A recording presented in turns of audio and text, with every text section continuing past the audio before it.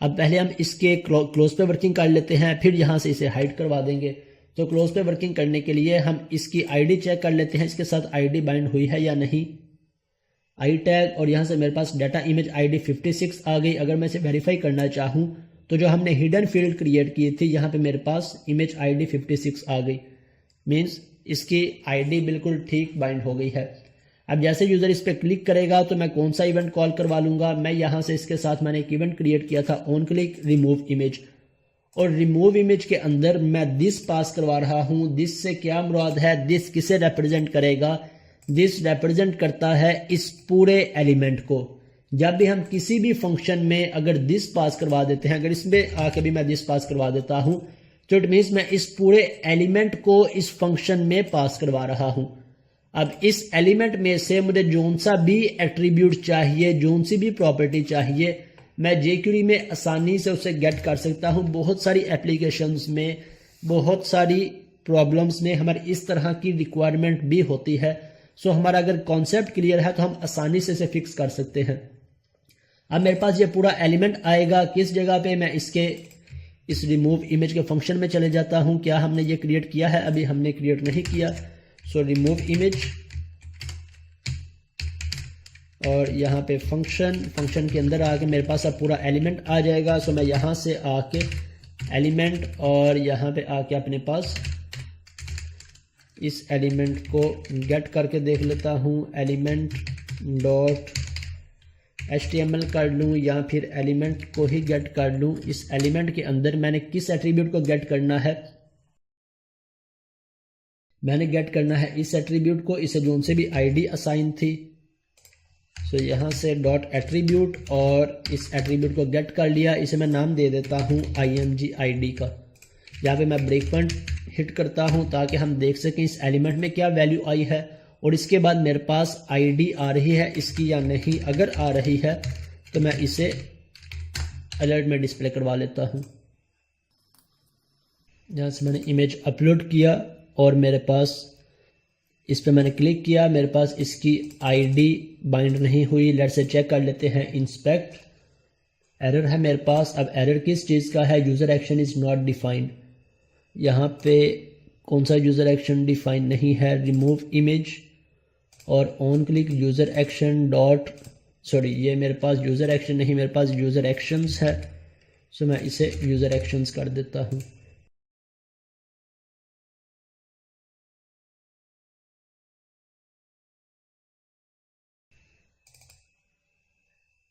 मेरे पास इमेज आ गया, इस पर क्लिक किया, इसकी आईडी आ गई 58। लेट्स से एक और इमेज अपलोड करके देख लेते हैं और यहाँ से मैं इसे अपलोड करता हूँ।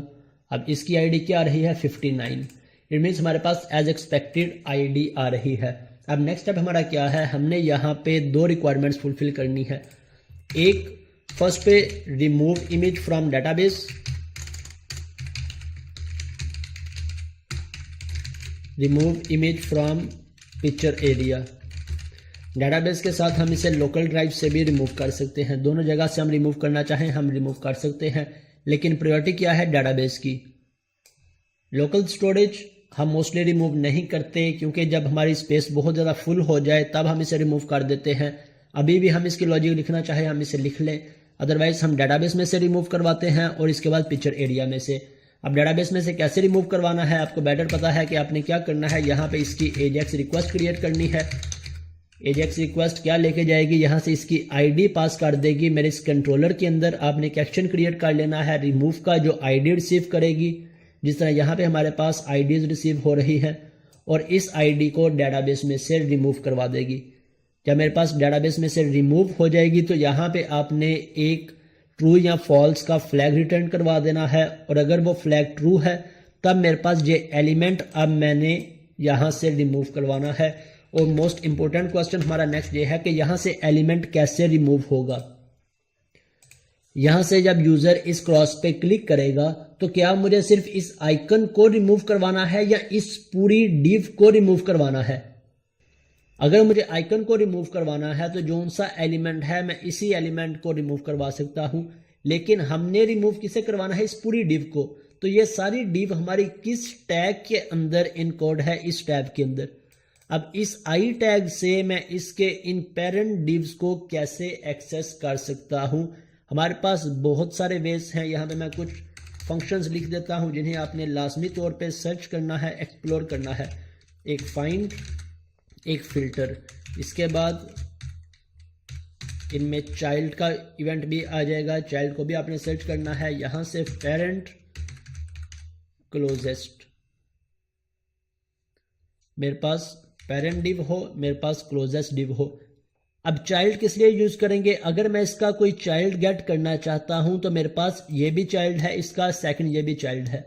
लेकिन अगर मैं इसी का पेरेंट गेट करना चाहता हूं तो मेरे पास पेरेंट का फंक्शन है। इसका पेरेंट कौन सा होगा, ये डिव। अगर मैं और पेरेंट पे जाऊंगा तो इसका पेरेंट कौन सा हो जाएगा, ये डिव। सो इट मीन्स हम इस हायरार्की को आसानी से अगर टॉप लेवल पे लेके जाना चाहें, डाउन लेवल पे लेके जाना चाहें, तो हमें इन सब फंक्शंस को यूज करने की जरूरत पड़ेगी। हमें पता होना चाहिए इन फंक्शंस का। अब क्लोजेस्ट फंक्शन किस पर्पस के लिए यूज होता है, पेरेंट फंक्शन हमें एक लेवल का पेरेंट रिटर्न करेगा। अगर मैं इस पे जाऊंगा, इमेज का पेरेंट देखूंगा तो मुझे ये डिव रिटर्न होगी। लेकिन अगर मेरी रिक्वायरमेंट है मैं इस इमेज से डायरेक्ट इस डिव को गेट करना चाहता हूं, हमारे पास दो ऑप्शन है। या मैं इस पे दो दफा पेरेंट अप्लाई कर लूं, means first time parent dot parent, ये मुझे क्या करेगा, इस इमेज का पेरेंट फिर उसका पेरेंट ये रिटर्न कर देगा। Second option, the best option, हम क्लोजेस्ट प्रॉपर्टी को यूज करते हैं, इस फंक्शन को यूज कर लेंगे। क्लोजेस्ट मींस इस इमेज डिव के क्लोजेस्ट टैग या क्लोजेस्ट डिव, क्लोजेस्ट क्लॉज कौन सी है। क्लोजेस्ट में हम पास कर देते हैं, अगर हम टैग तक सर्च करना चाहते हैं तो हम टैग पास कर देंगे। लेकिन अगर हम डिव तक सर्च करना चाहते हैं तो हम यहाँ पे डिव पास कर देंगे। तो इस इमेज की क्लोजेस्ट ये वाली डिव जोन सी होगी, हमें वो रिटर्न कर देगी ये सारी की सारी। सेम सिनेरियो हम आई पे इंप्लीमेंट कर देंगे। मुझे इस पूरी डिव को सर्च करना है, सो मैं इस आई की क्लोजेस्ट डिव, क्लोजेस्ट ये भी याद रखिएगा पेरेंट लेवल पे हम सर्च करते हैं, ना कि चाइल्ड लेवल पे। क्लोजेस्ट डिव इमेज आइटम जोन सी होगी, इसे हम क्या करवा देंगे, डायरेक्ट रिमूव करवा देंगे। किस तरह से रिमूव करवाएंगे, मैं यहां से आके, ये मेरे पास एलिमेंट है, कौन सा एलिमेंट, आई टैग, इसका क्लोजेस्ट ये डिव। डिव हम सर्च कर लें या इमेज, डिव भी एक ही है इसकी क्लोजेस्ट, सो हम चाहे डिव को सर्च कर लें या क्लास को सर्च कर लें। मैं यहां से आके लिख देता हूं एलिमेंट डॉट क्लोजेस्ट, और कौन सी डिव है मेरे पास, मैं यहां से टैग को गेट कर लेता हूं डॉट रिमूव। तो ये क्या करेगा, इस पूरी डिव को रिमूव कर देगा। यहाँ पे मैं डेटाबेस रिमूव की फंक्शनैलिटी अप्लाई नहीं कर रहा, ये आपकी असाइनमेंट है, आपने डेटाबेस में इसे रिमूव करवाना है। उसके बाद जो स्टेटस आएगा एजेक्स रिक्वेस्ट में, तब आपने इसे यहाँ पे रिमूव करवा देना है। ओके, लेट्स इसे चेक करते हैं रन करके।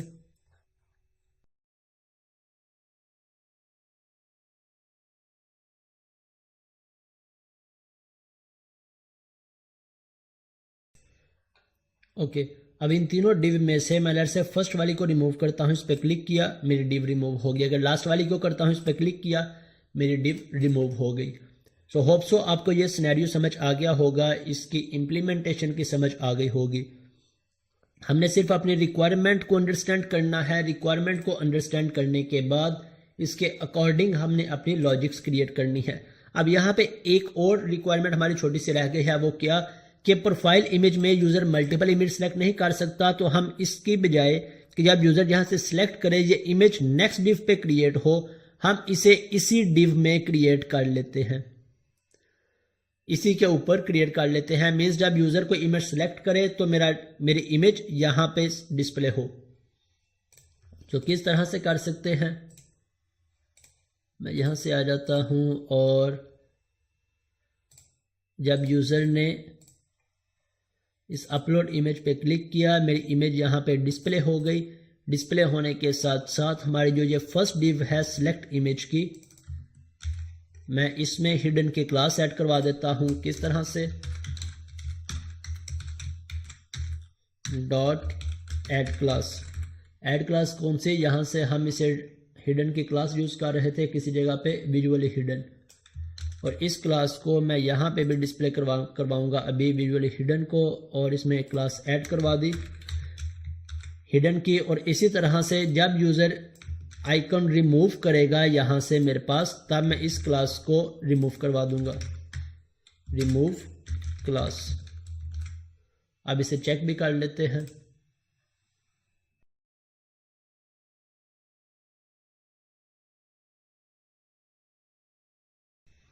इमेज और मैंने यहाँ से अपलोड की और मेरी इमेज यहाँ पे डिस्प्ले हो गई। अब मैं यहाँ पे फर्दर इमेज अपलोड नहीं कर सकता, लेकिन इसमें भी एक और ड्रॉबैक होगा। वो किस चीज़ का कि अगर यूज़र यहाँ से आके इस इमेज को डिस्प्ले करवा लेता है, मेरे पास यहाँ पे भी डिस्प्ले ही नहीं हो रही, डेट्स फाइन।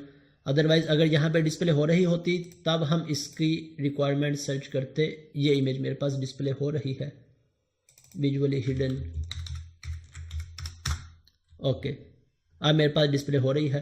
तो मीन्स अगर यूज़र जावास्क्रिप्ट में से हमारा कोड चेंज कर लेता है तब हम इस पर रिस्ट्रिक्शन भी लगा सकते हैं। हम कैसे से डिटेक्ट कर सकते हैं, हम यहाँ पे भी इसकी रिस्ट्रिक्शन लगा सकते हैं। जब यूज़र इस पर क्लिक करता है, ये ट्रिगर होने की बजाय ट्रिगर ही ना हो। अगर इस डिव के अंदर ऑलरेडी कोई इमेज आइटम्स एग्जिस्ट कर रही हैं तब ये मेरे पास ये ट्रिगर ना हो, अदरवाइज ट्रिगर हो जाए। इफ एल्स को हम यूज़ कर सकते हैं। सो डिफरेंट सिनेरियोज को हमने चेक कर लेना होता है जिस पे ये वर्किंग कर रहा हो। उन सब सिनेरियोज को हमने अपने पास नोट डाउन करके और इम्प्लीमेंट कर देना होता है। अब यहाँ तक कि इसमें अगर आपका कोई क्वेश्चन है, कोई कन्फ्यूजन है तो आप पूछ सकते हैं।